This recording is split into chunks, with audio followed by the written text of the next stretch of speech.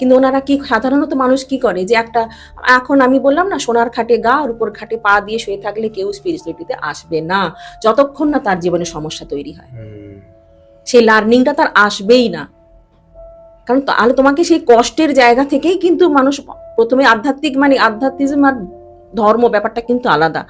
অনেকে ধর্ম মানে কি বোঝে, পূজা করলাম, কিছু বই পড়লাম, ঠাকুরকে নিয়ম করে সন্ধে, মানে একটা যা একটা রিচুয়াল যেগুলো, সেটাই ধর্ম মানে। কিন্তু ধর্মটা প্রত্যেকে চয়, মানে কি বলবো, কেউ হিন্দু, কেউ খ্রিস্টান, কেউ মুসলিম হতেই পারে।